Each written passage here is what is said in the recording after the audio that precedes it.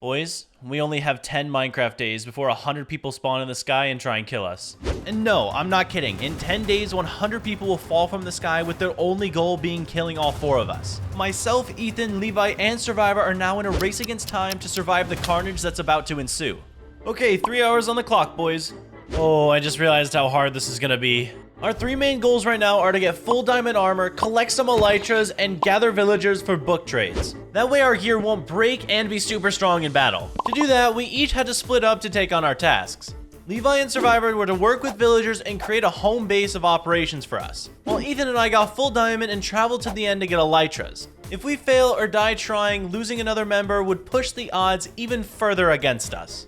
With the split, I gathered food, iron, and torches to deep dive into the caves. I found a mine shaft which would hopefully help me get full diamond armor. Little did I know, Ethan was down here with me, although the mine shaft he found was a little bit nicer. He ended up mining directly into the stronghold. I guess since we had a limited map, we had a high chance of finding it. As our plans were coming together nicely, Levi and Survivor had an entire factory at work. They were grinding all kinds of villagers to get us protection, mending, sharpness, etc. The hard part about it though is that they only have a limited time to get stacks of emeralds for book purchases. How he did it was by using Fletchers, one of the only villagers to trade a worthless item such as sticks for highly coveted emeralds. And while he devalued the Squidward's worth, Ethan and I achieved full diamond armor. I may or may not have had some of the best diamond luck known to man, but this just means that we can head to the nether to either bastion hunt or gold mine. We regrouped at the village base to check on our compatriots' progress, Levi mad chilling with some gold armor, and Survivor slaying on those villager profits. By the time we return with the end city loot for them, we'll be a clear-cut team. Speaking of such, with Ethan caught up on the diamond armor front, we voyage into the depths of hell. The nether. The first objective is to find a bastion, as I already have blaze rods. Did I not mention that part? Yeah, while I was mining diamonds, I already grinded these guys out. The first bastion that we found was of course a treasure bastion, the single most amazing bastion to find.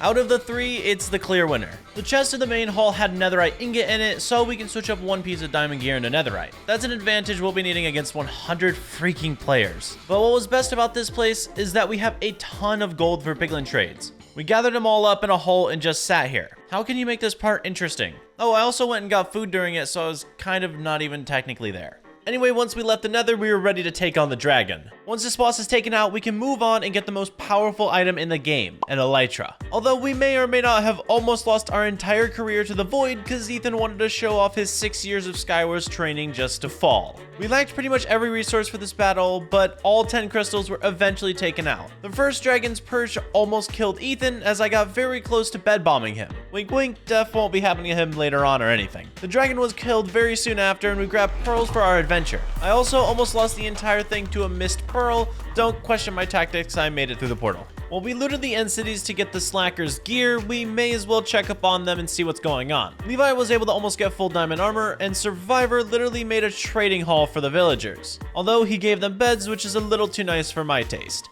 Back in the end, I was able to get my first elytra, and I even used that to go find other end cities for Ethan's elytra. However, the real issue is that we only have 20 minutes till the 100 people are spawned in to kill us. Everything that we had accomplished thus far had taken us over 2 hours to do, which means we have to regroup at the village and finalize our gear. At our established base of operations, we plan to make a level 30 enchant table, since the dragon gave Ethan over 60 levels. As well as I was on the mission to make strength potions. We all basically have full diamond gear, but 4 people with full diamond gear versus 100 people with iron, not a fair matchup. So strength should help on that front. Ethan and I had the most potions as we well, you'll see the massacre later. And Levi built a sky base during this time, which is why I only gave him 1 potion. Can't trust this guy to do anything.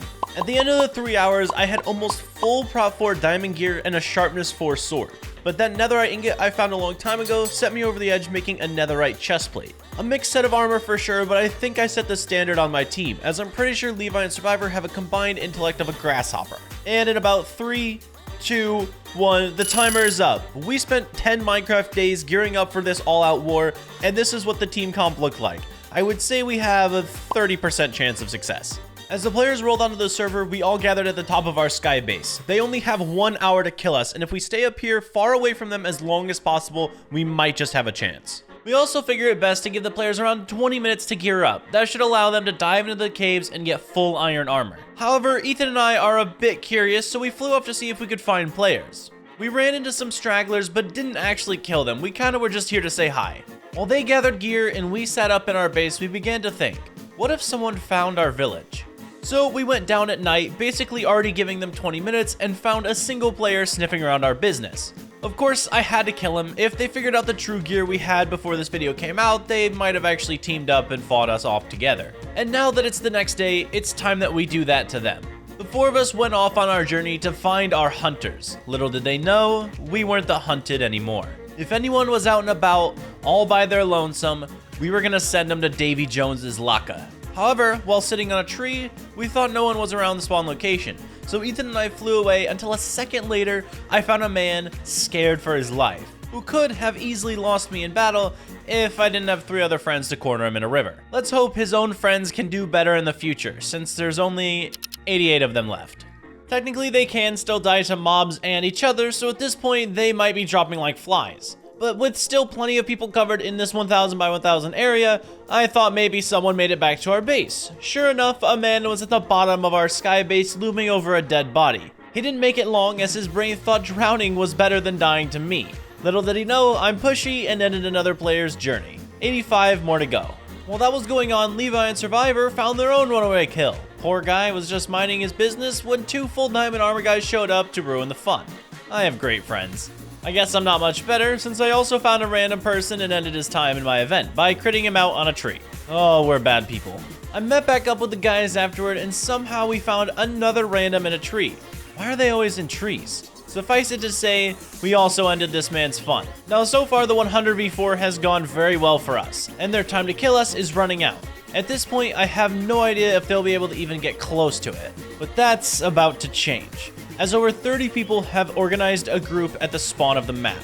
So far, 20 have shown up, and their goal is to find and kill us. However, in our minds, players would stay close to home, the spawn, so Ethan and I flew over there to see what we could see. Little did we know, the name tags on the other side of this hill were ready to greet us. We both knew what had to happen. Shut this down right here and now. We popped some strength potions and started swinging. Somehow we caught them off guard and were able to start two-shotting all of these players. Some ran from us, others didn't make it quite far, as I was able to take out 5 players on my own, and Ethan took the lives of another 5 players. We disabled their entire project in 30 seconds or less. You may think that knocking 10 players out of the game isn't a lot, but when there's only 65 players left, 10 can make a huge impact on our foes list. However, those 65 players only have another 20 minutes to kill us, but this is when we made our greatest mistake yet. We entered the end. How is this a mistake? Well, you see, bed bombs are a thing, and they're a thing we forgot about. Meaning the rest of the players, more than 10 times the amount I have on my team, are equipped with beds that can explode instantly. What have I done? While we boarded up the end in preparation for our entire onslaught, one group of people started stacking up a team only set to kill us. This being led by Wilding, one of the scariest PvPers I know, and someone who rivals my own intellect. To state the obvious, I'm a bit nervous. And I forgot to mention, we're down a man. Before we entered the end, Levi died to fall damage from a 3-block tall fall. How? We don't know. But what we do know is that he just sucks and has left us more than hanging here. Anyway, back to our greatest failure. In the end, we never expected to have anyone even challenge us. As you know, when you spawn in the end, you're away from land, all on your own, floating in space. But Lil ZJ had it in for us, especially Ethan. We found it funny that someone thought they could take us on alone and may have played with our food a little bit. However, Ethan took it a little bit too far and closed the gap between them, causing the most delightful explosion yet. Yes, Ethan was bed bombed, so now not only do we have to fight over 50 people with only 2 of us, we've just lost one of our best PvPers, and his gear. But we're not out yet. Survivor and I still have a chance. A small one, but there is still a chance nonetheless. With this, Wilding put together one of the most fearsome pushes we could have ever seen coming. They gathered at the end portal, waiting for his word to jump in. And once they did, things got stressful. Somehow we have to fend off an entire horde of players. These 8 may not look scary, but somehow they put up one hell of a fight. First off, players were trying to bed bomb us, while we were targeting the most stacked out of all of them. Some forgot we had strength, and some even matched our energy, aka Wilding.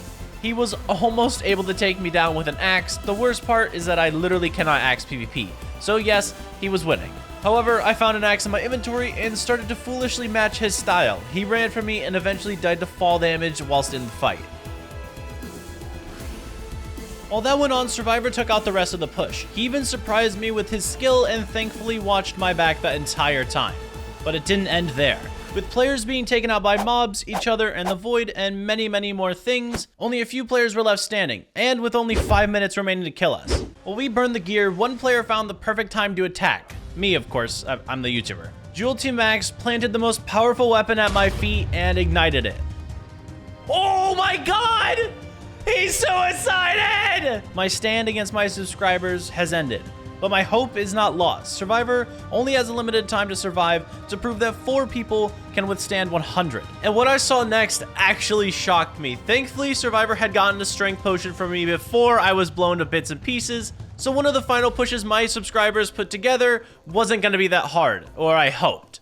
5 or 6 people entered the end and started their full frontal attack on Survivor, but thankfully with Strength 2, he was able to start 2-shotting every single player. Full diamond, full iron, it didn't matter. My faith in this man I'm lucky to call my friend just skyrocketed as I saw him crit out so many players I know myself probably couldn't have handled. The only attempt that they had was bed bombing and he still survived that, something I couldn't do. So in the end, honestly, I'm shocked that we've gotten this far.